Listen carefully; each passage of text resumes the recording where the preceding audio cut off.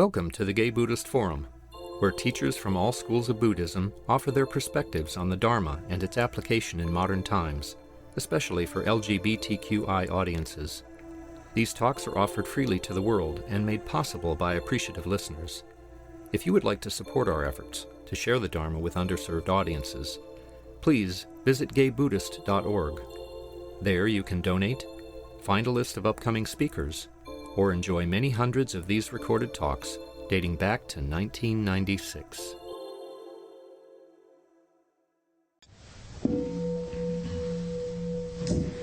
Before I introduce our speaker, it's our practice to go around the room and say our name. I'll go ahead and begin. My name is Roy. My name is Michael. I'm Greg. Andrew. I'm Brian. Jay. I'm Zach. Don. Jack. Richard. My name is Jerry. No. Richard. Stephen. I'm Clint. My name is Oswaldo. Matthew. Larry. My name is Ray. Michael. Jeff. My name is Cass. Robert. Sorry. I'm sorry. Go ahead. Oh, my name is Kay. Robert. Stuart. My name is Henry. Jason. My name is Tom. Jim. Amir. My name is Ivan. Daniel. Bob. I'm Hal. Jim. Tim. Richard. David. Jeffrey. Howard. Dennis. My apologies. Everything was kind of all over. Okay, so it's my great pleasure to introduce our wonderful Sangha member, David Lewis, who has a new bio that I get to read for the first time. It's really good, too. Okay, so David Lewis has a degree in comparative religious studies and has been a practicing Buddhist for 45 years. He enjoys sharing the Dharma with anyone who is interested. I don't know if you remember, it used to be really good. And there's this concept that the Buddha talked about called bhava. Bhava is the Pali word for becoming. And the Buddha said, avoid becoming. It means becoming an important person, or becoming an experienced teacher, or becoming, So our bios tend to be bhava. It's like, so it's a great relief to me to be less important than I used to be. Me too. So this morning, I was taking my dog on our customary 6 a.m. Walk, which we do pretty much every morning, and I was just noticed this wonderful sense of well-being and pleasant sensation and gratitude. And as I was walking my dog, I just cultivated that. In right effort, which is one of the steps on the Eightfold Path, the Buddha said that if you're in a state of gratitude or well-being, you should cultivate that. Not only just appreciate it, but pump it up a little bit. And likewise, if you're in an aversive state or angry or worrying, that you should work on deconditioning that. So I just started thinking of all the things that I was grateful for as I was taking my walk this morning. And by the time I got home, I had just decided to scuttle the talk that I was going to give today, and that I've been kind of practicing for a month, and talk about gratitude. So my past 3 hours have been a mild frenzy of pulling together quotes and poems and coming up with a new talk. But I'm really happy about it. I'm really happy to be here. I'm so grateful for the Buddha, the Dharma, and the Sangha, which we take refuge in this tradition. I'm grateful here to be with my Sangha. So last week, I just wanted to acknowledge, I was here last week for Larry Robinson's talk, really wonderful talk. And one of the things he said really caused me to reflect during the past week. He was talking about at the beginning of his talk, he was talking about what difficult times we live in. and mentioned at some point that, in his words, our national problem is maybe not politics, but a lack of spirituality. So I've been reflecting on that and letting it percolate, and I think in many ways that's true. One of the things I've been noticing reading the news is that there's a lot of discontent on all parts of the political spectrum and social spectrum in our culture. Mostly, that's what we've been hearing about. When I sit down and have tea with my friends, I hear discontent. That's dukkha. That's the noble truth of dukkha. And you read the news, you know that we have an opioid epidemic. We have an epidemic of addiction in our culture. Suicide is also up, as are gun deaths. It's a lot of dukkha, a lot of pain in our culture. And I think Larry was onto something by pointing out that, maybe it's not just politics that's the problem, but maybe people are feeling a void in their lives, something missing, something that's not being fulfilled. So spiritual practice, Buddhist practice for me, has something to offer. And Buddhist practice is, the Buddhist tradition is really a collection of practices. And one of those practices that's an antidote to dukkha, an antidote to greed and craving and aversion, is gratitude, the practice of gratitude. So this is Thanksgiving month, and it's an appropriate time to talk about gratitude.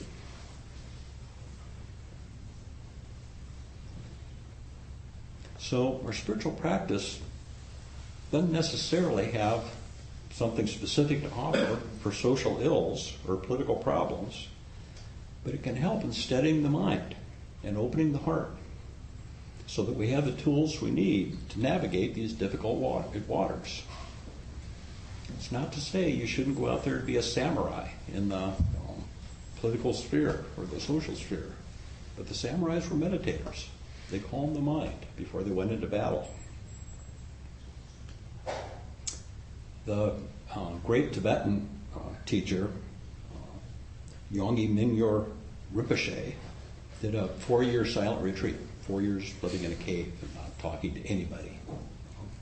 And when he came out of his retreat, he was asked what wisdom he had to offer. What did he learn sitting in his cave for 4 years? And this was his answer.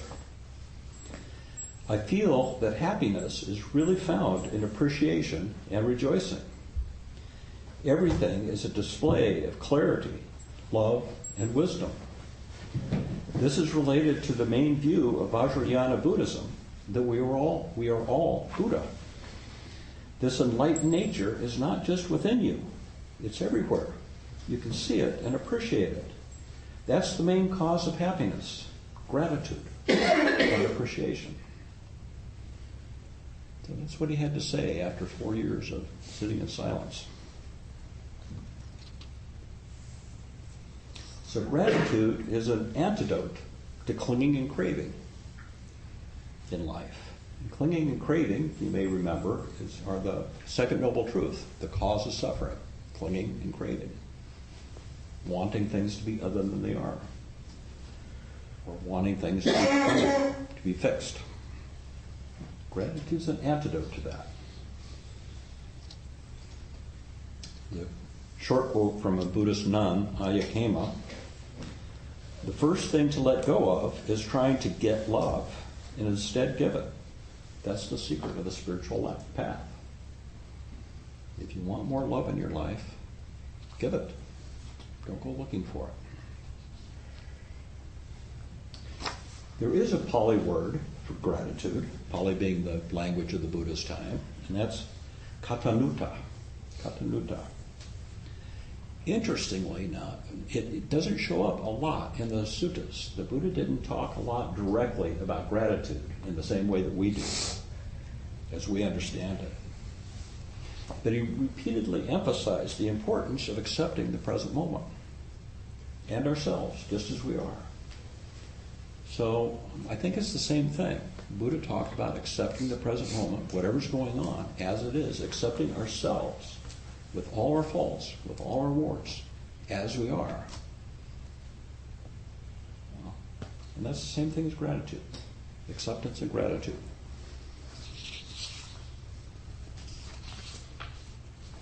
Mary Oliver poem called Mindful. Every day I see or hear something that more or less kills me with delight, that leaves me like a needle in a haystack of light. It was what I was born for, to look, to listen, to lose myself inside this soft world, to instruct myself over and over in joy and acclamation. Nor am I talking about the exceptional, the fearful, the dreadful, the very extravagant, but of the ordinary, the common, the very drab, the daily presentations. Oh, good scholar, I say to myself, how can you help but grow wise with such teachings as these? The untrimmable light of the world, the ocean's shine, the prayers that are made out of grass.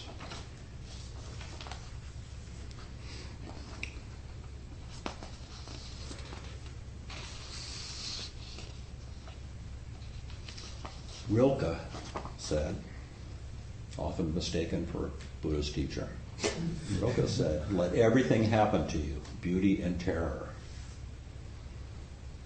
So Rilke is pointing out the Buddhist wisdom of being grateful for every experience in life, including death. Every experience in life, no matter what it is. Let everything happen to you, beauty and terror. So gratitude is, again, acceptance with appreciation. Acceptance plus appreciation. And that adds up to equanimity. Equanimity being the culmination of the higher states of mind in Buddhism. Equanimity is considered to be a higher happiness than happiness, because equanimity can be maintained continuously in our lives. Happiness comes and goes.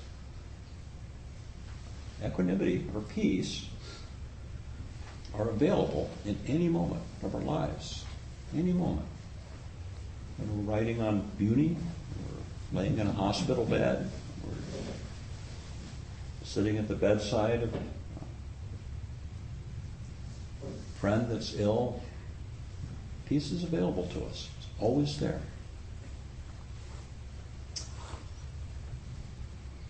Peace is available in gratitude.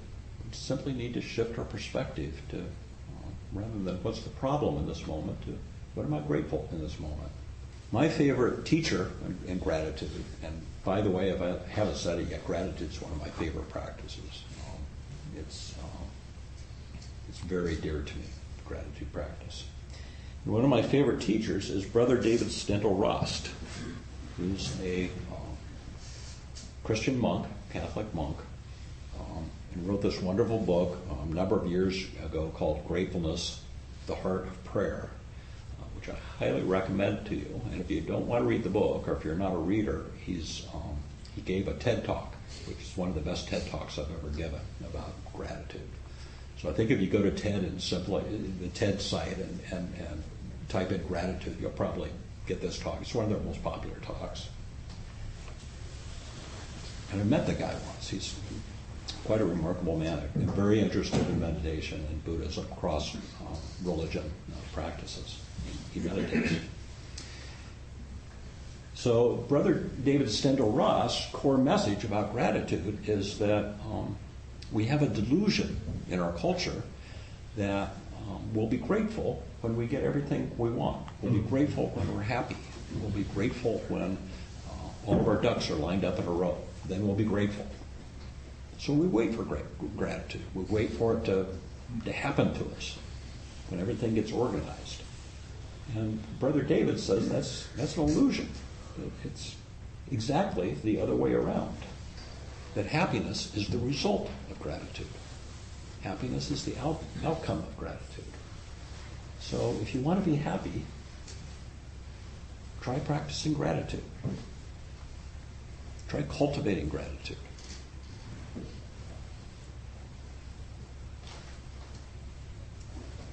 And if you're fortunate, no matter what's going on in your life, you might experience equanimity. That's what we call it in Buddhism. The Greek word is eudaimonia, a contented state of being, happy, healthy, equanimous. Another Buddhist word for that is sukha. Sukha being usually gets translated as happy, but I prefer being translated as well-being. Sukha is the opposite of dukkha. Sukha and dukkha.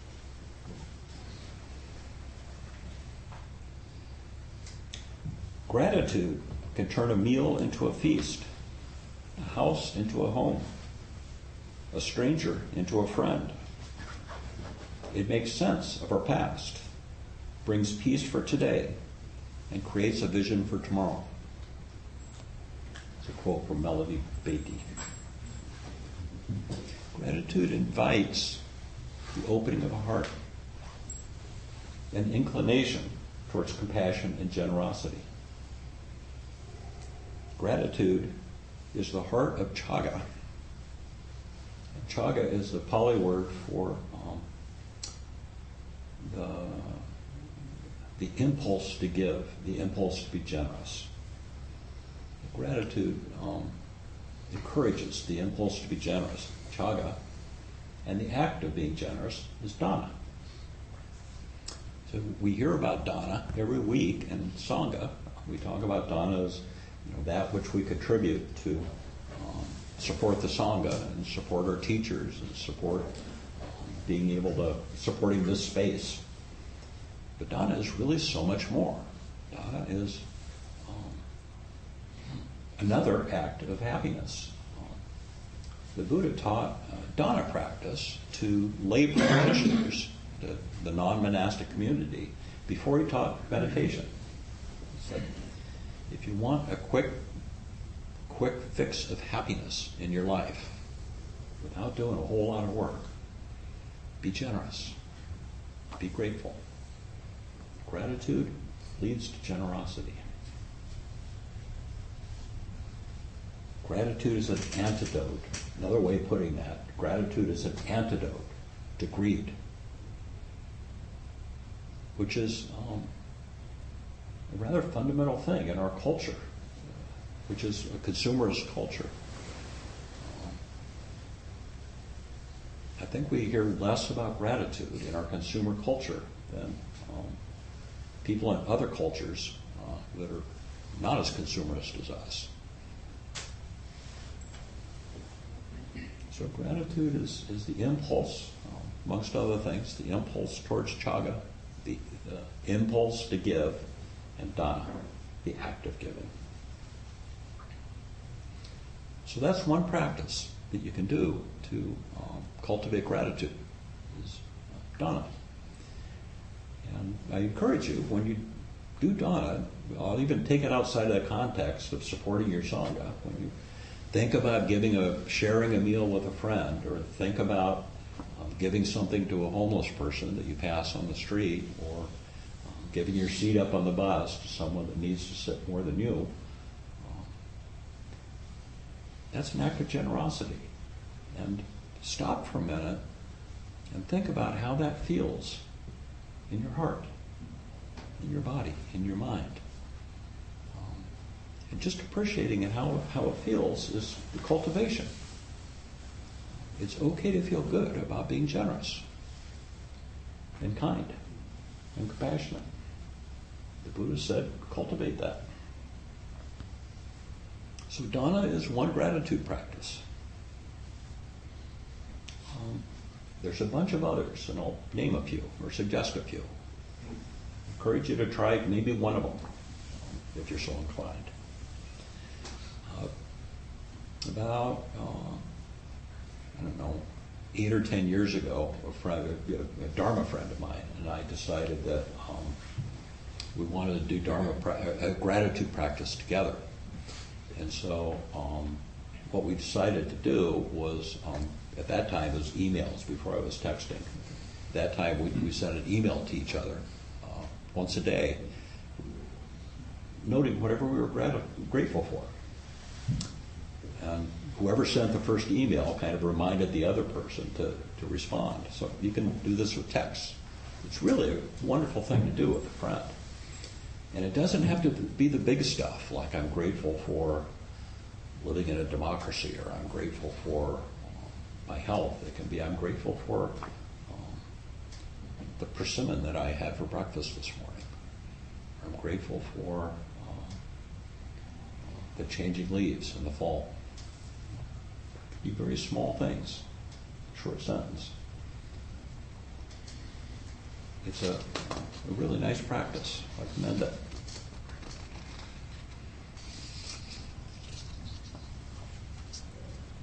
Gratitude, as Brother David suggests, gratefulness in the heart of prayer. Gratitude could be like a prayer. And there is a Zen meal gata being in Zen like a prayer or a chant, that I offered at Thanksgiving dinner last year. And this is it.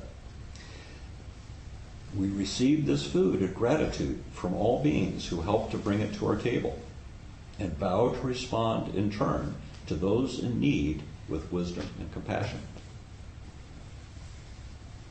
We receive this food in gratitude from all beings who help to bring it to our table, and vow to respond in turn to those in need with wisdom and compassion.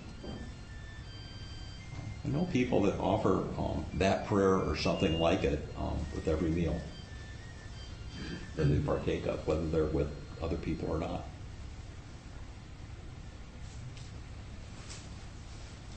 Regina Sarah Ryan says that gratitude can be a concentration practice. This is not something you usually think about in meditation. Concentration practice is a meditation practice. But she points out that gratitude is so close to the bone of life, pure and true, that it instantly stops the rational mind in all of its planning and plotting. So if you want to get out of your head, your busy thinking head, if you want to get away from papancha, discursive thought, gratitude's a good practice for that as well. It's an antidote to thinking too much. I'm going to read that sentence again from Sarah Ryan. Gratitude is so close to the bone of life, pure and true, that it instantly stops the rational mind and all its planning and plotting. Who's not for that?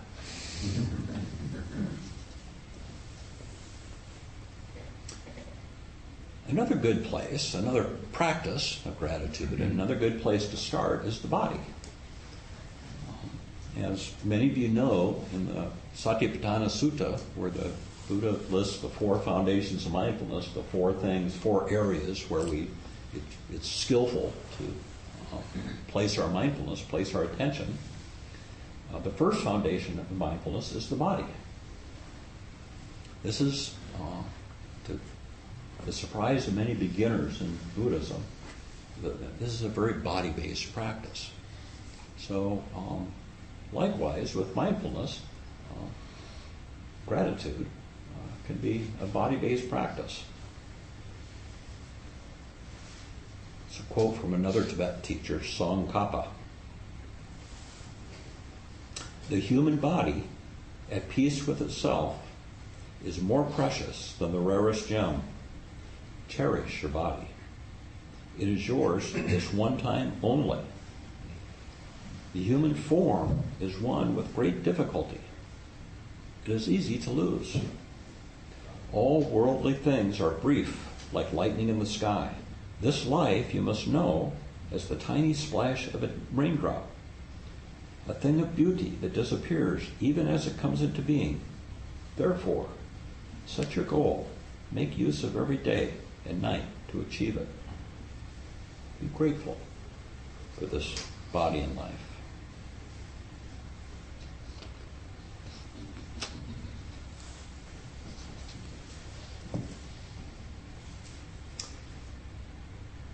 So, I've talked before about the Brahma-viharas, the divine abodes, the higher mind states in Buddhism, and I know you've heard a lot of talks about them. Loving kindness is the first, compassion, sympathetic joy, and equanimity are the divine abodes. And there are also practices in the Buddhist tradition. We can practice loving kindness. We can practice compassion. We can practice sympathetic joy. And in the Theravada tradition, there's each one of these divine abodes has a practice associated with it, and the practices are a series of phrases that you could say to cultivate that divine abode. So most of you probably, I would guess that have done any of these practices, have probably done the metta practice. May I be filled with loving kindness. These are the phrases suggest. May I be safe from danger and harm. May I be healthy in body and mind. And we turn those phrases towards other people. May you be filled with some loving kindness. May you be safe from danger and harm. May you be healthy in body and mind. So each one of the divine abodes, loving kindness, compassion, sympathetic joy, and equanimity, has a set of phrases, or you can make up your own. So a couple of teachers have come up with phrases for gratitude, even though it's not one of the divine abodes, come up with a set of phrases for people that might choose to practice gratitude in this way, by using phrases, kind of like a chant. Joan Halifax is a Zen teacher, and these are some of her suggestions. Just let it sink in. I'm grateful for this precious life. I'm grateful for this old and beautiful earth. I'm grateful for the holy gift of spiritual friendship. I'm grateful that I have a heart to serve. I'm grateful for the silence and stillness that bring us together. I'm grateful for those hard lessons learned. I'm grateful for every given day. I'm grateful for you.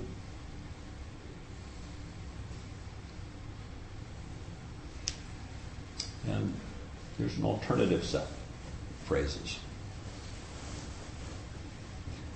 I offer my gratitude for the safety and well-being for all that I have been given. I offer my gratitude for the blessings of this earth that I have been given. I offer my gratitude for the measure of health that I have been given. I offer my gratitude for the family and friends that I have been given. I offer my gratitude for the life that I've been given.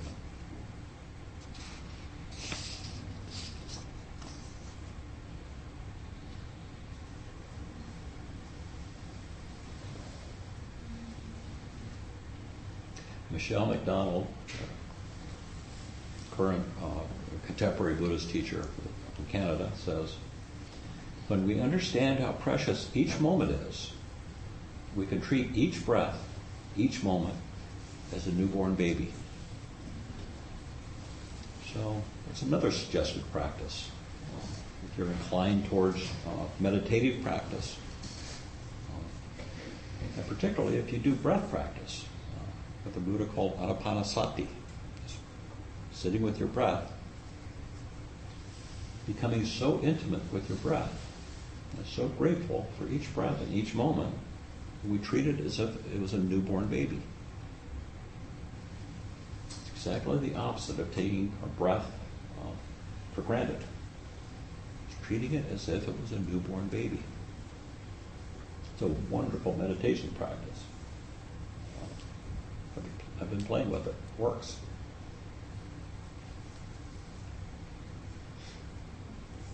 A couple of quotes.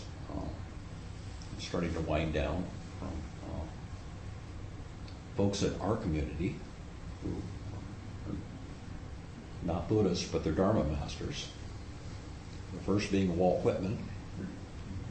To me, every hour of the day and night is an unspeakably perfect miracle.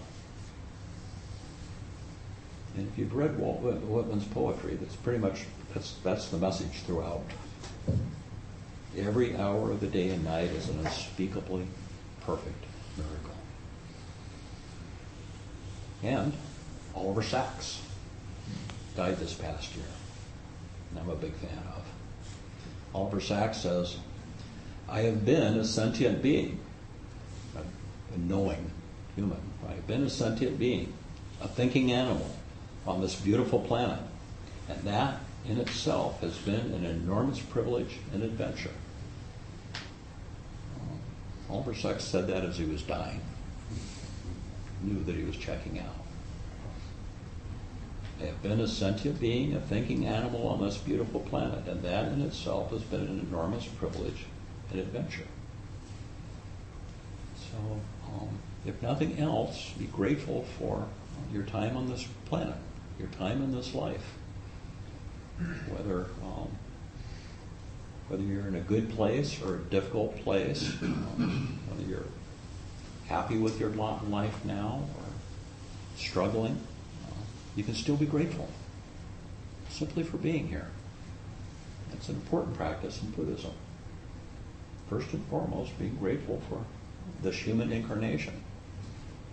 There's a quote that I didn't bring that I wish I had Larry Robinson's ability to recite from mind. There's a quote in Buddhism that there's nothing more precious than this human life. It's the greatest gift that we've received, or could possibly receive. We should be grateful for it every day.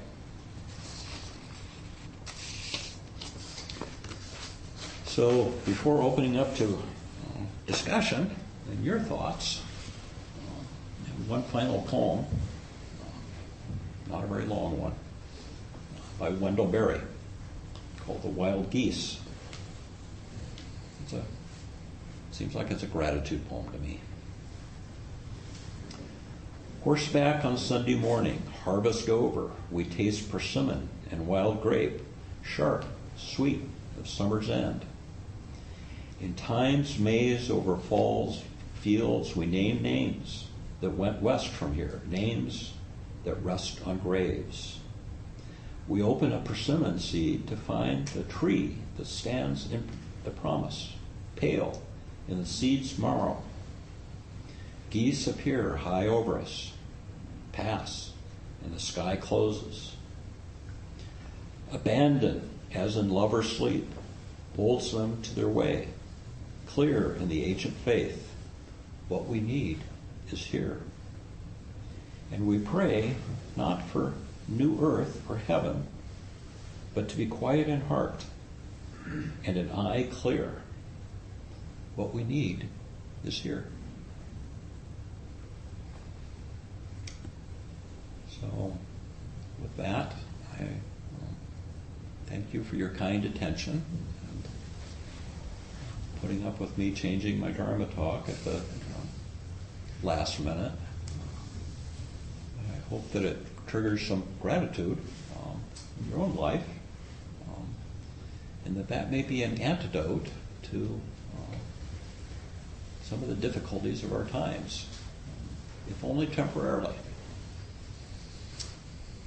So I open it up to the wisdom of the Sangha. Do you have questions or reflections, or maybe something you're grateful for that you didn't think of until you walked into Sangha this morning? Please feel free to share.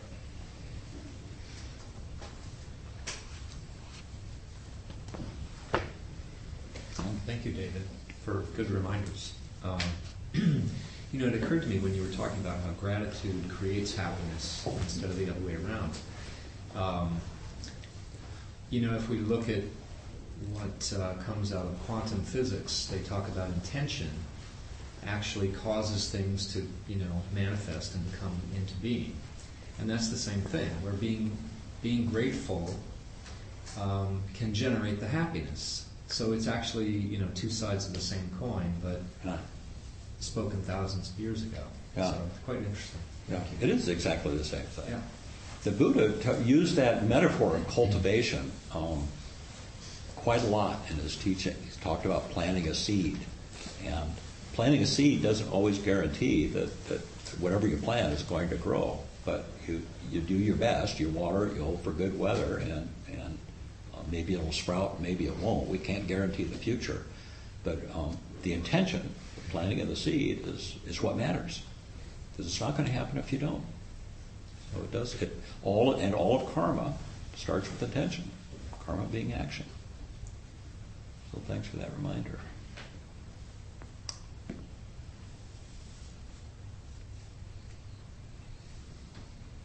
Jerry. Thanks, David.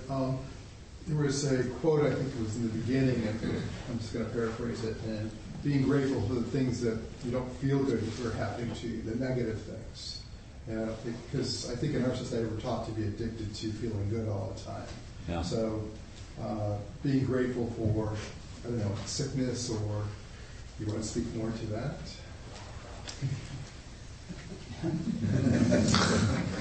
No, I mean, just... Yeah, well, it's all part of being human. So if we're truly grateful for being human, we have to include old age, illness, and death in that gratitude. One of the things, it's not so much related to this talk, but something that an insight that has arose for me in the last few weeks around my Buddhist practice is the universality of suffering. The Buddha talked about that. That's why dukkha, suffering, discontent, is the first noble truth. It's because it's universal. Everybody's got it. It doesn't mean we're all miserable all the time. It just means that a good deal of our lives and our thinking and our response to the world is in reaction to not liking things the way they are. We want to cultivate more of the good stuff, and we want to push away the bad stuff, and we want to get all our ducks in a row and organized so that we can sit back and rest easy and be grateful. But that never works that way. The ducks, can't be herded. So maybe instead of talking about being grateful for the difficulties in our life, we can talk about that other phrase that I use, which is acceptance. That, okay, shit happens, and hopefully it's temporary, but part of being human is accepting the difficulties of life with equanimity. Is that helpful? Yeah, actually something came to me. I was 28 and I was living in Denver, and I got fired from my job.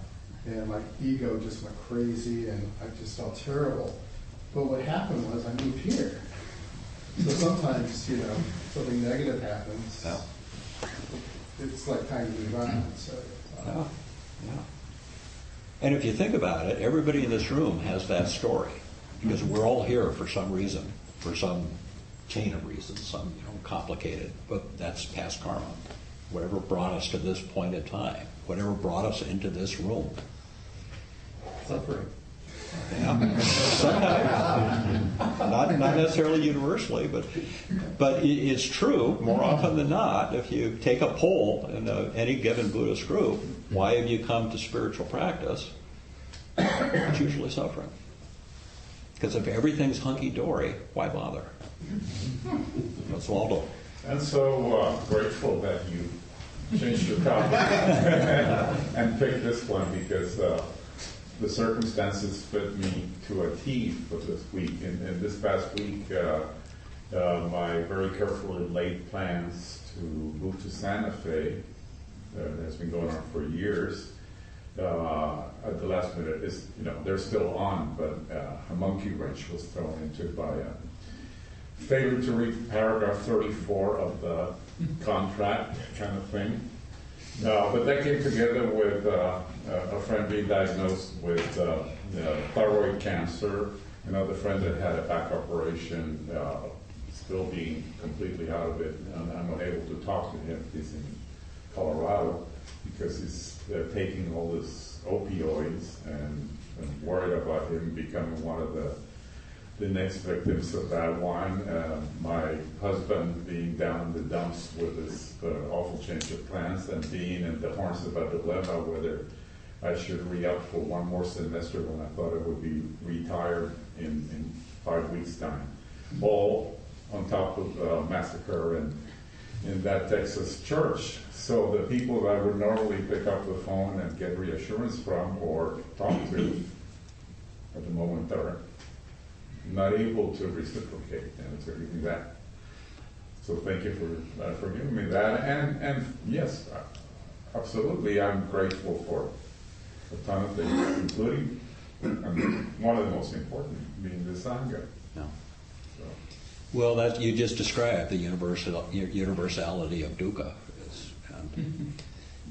One of my teachers, Joseph Goldstein, his motto is, anything can happen anytime. And he truly reflects on that every single day. Anything can happen anytime. It's as if you think it's all organized and you know how it's going to happen and you know what's in your future. Stop thinking that, because it may be wrong. But there's this interesting observation that I've made. And many times they tend to come in clusters. There are periods when things are whatever they are, and other periods when it all seems to happen at once. Yeah, this happened to me several times in my life. Well, may it be temporary. It's an interesting, observation of the randomness and the chaotic nature of existence. Yeah. It kind of takes the breath away, doesn't it? Yeah, it sure does. Hal? One of my favorite, thank you. I have gratitude in my heart now. But one of my favorite teachers was son of San Francisco, the poet James Broughton, who often said, it's not a predicament, it's an adventure. And that has carried me through a lot of poems. Hal, say that again. It's not a predicament, it's an adventure. Oh, yeah. You might know that my understanding is that the Chinese character for disaster or for catastrophe is the same as opportunity. So you never know. Jack? I wanted to make a connection between suffering and gratitude that your talk crystallized for me. But I want to preface it by saying I feel unaccountably in this stage of my life that I have so few issues, so few problems, that all my problems are luxuries. I've thought that for a dozen years or more. But I've had wrenching times in my life which felt like real suffering. I wasn't worried about what was going to be on the plate for dinner that night, but psychological, social problems. And I'm grateful for them now, because one of the hard lessons to learn about suffering is that's when you pay attention. That's when you're slapped into awareness of what's happening. It's very vivid. I mean, I'm grateful for it in retrospect. Yeah. I'm grateful for what's happening. I can't be that mature. I'm grateful for suffering in a way. So that's what spurred me from Jerry's comment. Or maybe you're grateful for the wisdom that's arisen out of suffering. Yeah. But it tends to come up when you're suffering. Yeah. That's my experience as well.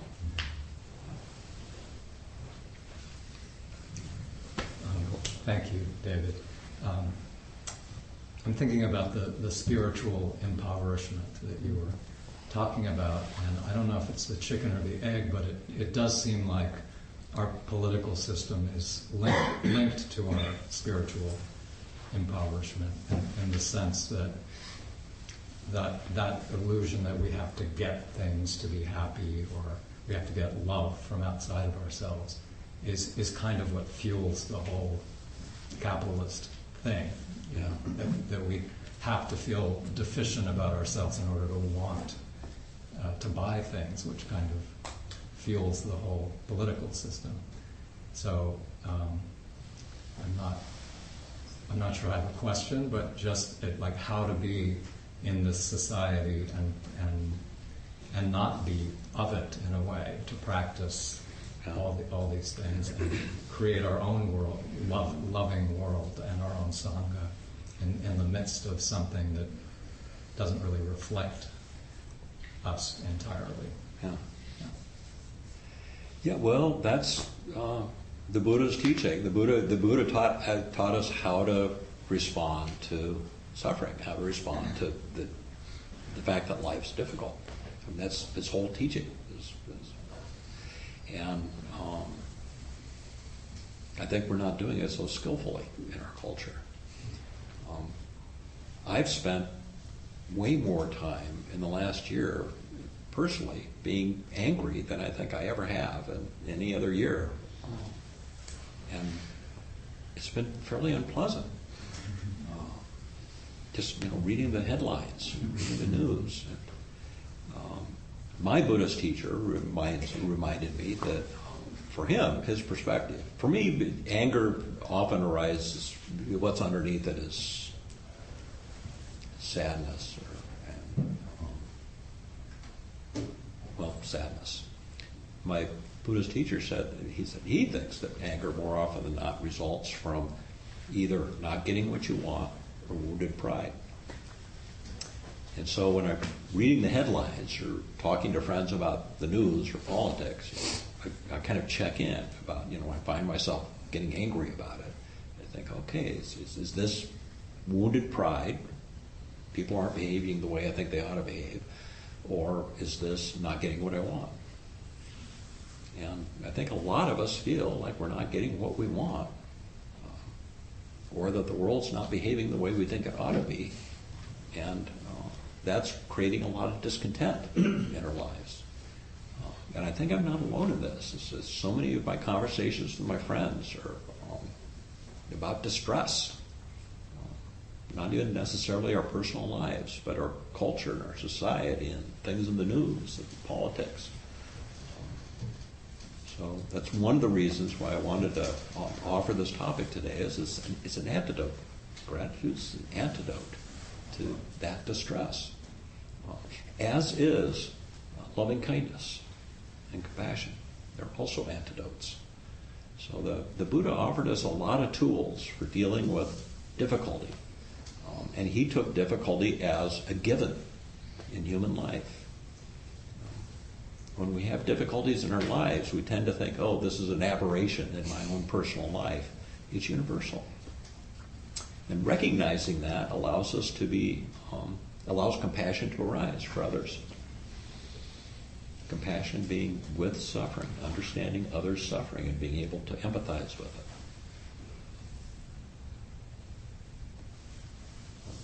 Thank you. Grisha. Thank you for your talk. And I was reminded that it's a practice. It's among the other practices in this practice. And I often will say that gratitude, it doesn't come naturally to me. But the way I grew up and the kind of personality I have, I'm a little more gloom and doomy. But the more I remember to practice it, the better I feel. And so thank you for the reminder. And I was thinking about, how can you be grateful for the suffering? And the answer for me is that it opens your heart up. It rips your heart open so that you can feel more deeply and empathize more deeply, like you just said. And in my own experience, it's through suffering that I feel the deepest joy. It's like the farther I get from the deepest suffering, the deeper my joy becomes. And my recent experience, I'm just thinking about last year. I'm a teacher, and I had a really difficult year with my students, and I ended up having to go on anti-anxiety medication and go to therapy. And it's like a really intense 18 months. I was in a car crash. There's all these things that happen, people dying. And this year, it's 180 degrees different. Like I love my kids so much this year. I'm so content. I'm so happy. I'm so lighthearted. And I don't know if I'd be feeling this if I hadn't felt that last year.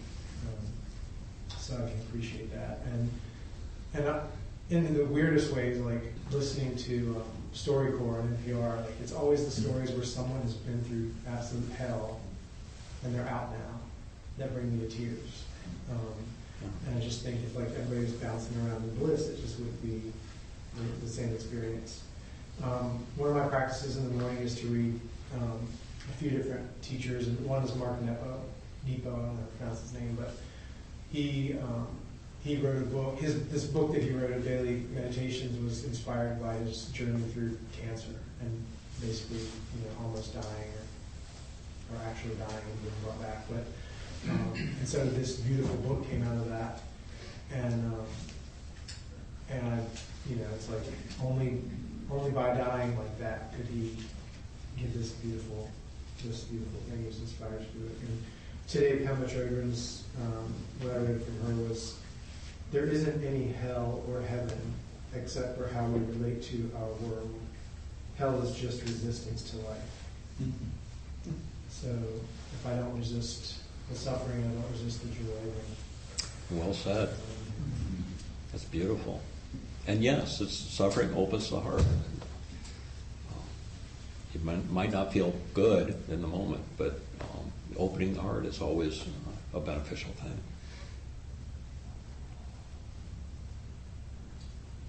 I think for Hi, me, Howard. one of the things that has helped me understand crisis is and suffering is that it's my best teacher. And as I look back in my life, the hardest times have been the times that have been the most important teachers of insight into me and exposing the things that I'm most attached to. Those attachments are directly linked to the greatest degree of suffering in my life. And here comes this teacher who is not very kind, not very nice, not many smiles, but directly focused on truth-telling and manifesting in my own life, where the hard places are. So it's when hard times come and suffering comes, one of the first places I go is, here comes the teacher. And I can feel good about teachers. And I feel good about the teachers who have been the toughest on me in my life, because I've grown the most through those kinds of instructions. So we had a really good close friend of ours, a closeted lesbian woman who was coming out. And Jeffrey and I were with her, and she was crying, and she's looking at divorce, and she's going to lose her house, and she had no income, and she just had this long list of her life was basically coming to an end. And we put our hands on her, and we loved her, and the first thing out of my mouth was, "I'm so excited for you." And it just stopped her in her tracks. She stopped crying and she said, "What the hell?" A great teacher has come into your life, and you are going to learn and grow. And the transformations that are just eager to be manifest in your life, they're going to start. The teacher is demanding it, that you will follow. So I'm grateful for the hard teachers in my life. I remember being in her shoes. I imagine a few of us do. It's that acceptance element, though. It's that acceptance of, whatever comes our way is a more powerful teacher than hiding from it, turning away, which is what we do reactively, automatically. It's turning away from discomfort. It just gives it power. Thank you for that wisdom, Howard.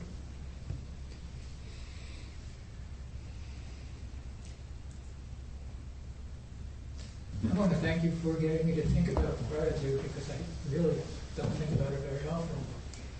And I was wondering, as you were talking, when I do feel gratitude, is it for the moment, for the long-term context of that moment? And I've come to realize the answer is yes. Sorry, what was the last? I've come to realize the answer is yes. Yes. Yeah. Yeah, I think the Buddha would agree with you. The context of the moment are the same thing. But we don't always appreciate the moment. We tend to think in the past or in the future, but everything's okay in the moment. I used to, maybe we're ending with this, but I used to lead a meditation group at the Zen Hospice Project for people that were dying, people that were in the hospice, and also people that had life-threatening diseases. This was at the height of the AIDS epidemic. And one of the great lessons that I learned, we had a guest teacher. I think most of you know Eugene Cash. Eugene Cash came and led our group one day, offered to lead our group. And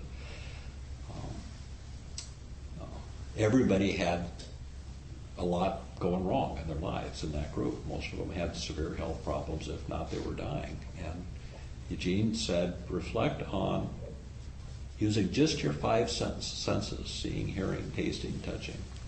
Reflect on what's wrong in the moment, using only your five senses. So we had a whole room full of people that were sick and dying. And everybody agreed that in that using their five senses in that moment, nothing was wrong.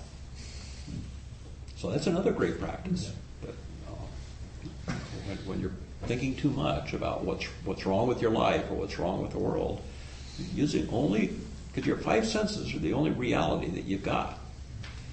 It's the only thing that's real. Everything else is thinking. What exactly is wrong in this moment? The chances are it's nothing. And that's something we can be grateful for. Thank you again for kind attention. Thank you, David. Lovely spending time with you. Thank you, Tom. Let's see, a couple of announcements. Our speaker next week is David Rico, who's a psychologist, a teacher, and yada, yada, yada, and he wrote a book called How to Be an Adult in Relationships. So he'll be there next week. Speaking of gratitude, the Donna Bowl will be passed around today, which, of course, makes up for our rent, our newsletters, our speakers. The suggested donation is $10, but whatever you can give, we always appreciate that. Our host today, I think, is Mark. Yes. Welcome everyone. There's two things on the table out there.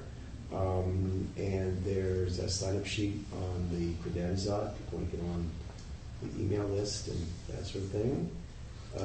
I will be walking around the Donna Bowl. Some of us meet at 12:30 to go out for lunch at the door, near the door. And I think that's it. Thank you. Are there any other announcements? Yes. Oh, please. On the Thanksgiving Day, there will be an annual GBF potluck to celebrate the day, and everybody is welcome. The half starts at 5 o'clock in the evening at my place in East Bay, El Cerrito. And if you're interested in coming, please pick up a flyer, which will be out there, and let me know so that we can perhaps coordinate issues. And if you have any questions, please let me know. I'll hang around during the social hour. Thank you. Once again, Jeffrey and Howard, welcome back. And Daniel, welcome. Please hope you can stay for the social hour. Okay, let's go ahead and stand for the dedication.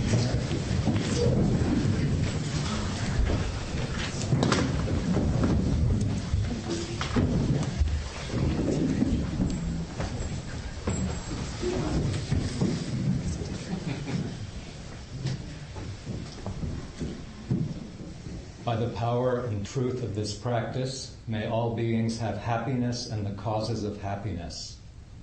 May all be free from sorrow and the causes of sorrow. May all never be separated from the sacred happiness which is without sorrow. And may all live in equanimity, without too much attachment or too much aversion, believing in the equality of all that lives. Thank you, gentlemen.